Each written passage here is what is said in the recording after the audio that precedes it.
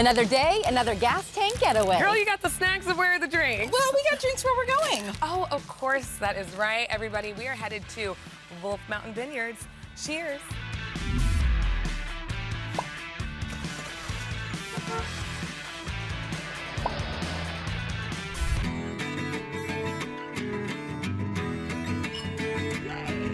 Hey everybody, we are down here where the magic is made at Wolf Mountain Vineyards. I'm hanging out with winemaker and partner Brannon. Thank you so much for joining me My pleasure. down here. Thanks for joining us. Yeah, I really want to get into it. This is a family-owned business. It began in 1999. You know, my father we bought the land in 99. I was living out in Colorado at the time and got the phone call that said, hey, I want to start a vineyard winery in the North Georgia mountains. So we planted the vineyard in 2000.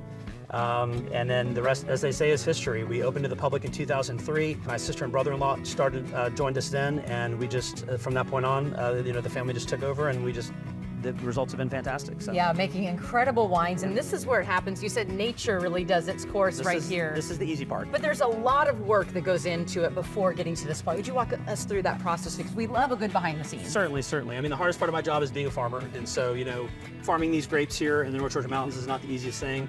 With the amount of rainfall that we get, all of the insects and bugs that we have that love to attack the vineyard as well. So we're basically on the southernmost tip of where you can grow what we call Vitis vinifera, which are the traditional noble grapes of France. So Cabernet Sauvignon, Chardonnay, Viognier, Malbec, Merlot, those type grapes. Yeah, well, and your portfolio is pretty extensive. You guys have a sparkling wine, you have red wines, white wines, and they've gotten some accolades to say the least all over the country. Talk about that. Quite a few, yes. Starting the traditional method, sparkling wines, back in 2006, we were the first winery in the state of Georgia to kind of take that on. We've taken Best of Show at San Francisco International Wine Competition, which for us was, that was our Super Bowl. Okay. It's the biggest wine competition in the United States, and for us to take Best of Show means not only did we go up against the best of California, but we went up against the best of France, Spanish Cavas. I mean, every sparkling region in the world that sent their wines in, and we were dubbed, Best of Show. People think of the South and they think of Georgia wine as traditionally being the native grapes, Muscadine, your Scuppernong, typically your sweeter style wines. And so we really wanted to try to get away from that and give the fine wine drinker a Napa style experience with Napa quality wines here in the North Georgia mountains, just an hour and a half away from downtown. That's right. That, just continuing to get the word out. That's right. Is what we're really focused on. And that's what we're focused on. And that's why you're here. That's why you're our gas tank getaway. But I'm thirsty. I don't know about you, but we got to get. Oh, yes. Oh, we have. Oh. Well, you can have a trip without me. You can't go to a winery without me, Becky. Of course not. Okay, this is perfect. So what are you going to be pouring for us, Brandon? This is our reserve Cabernet Sauvignon. This is aging in our very expensive Terranceau French oak barrels. These are about $1,300 a piece, these oak barrels. So very, very expensive. And what is that tool called? This is called a wine thief.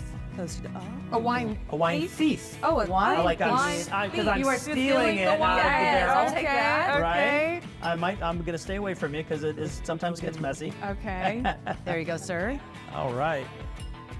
Fantastic. Brandon, it already smells magnificent.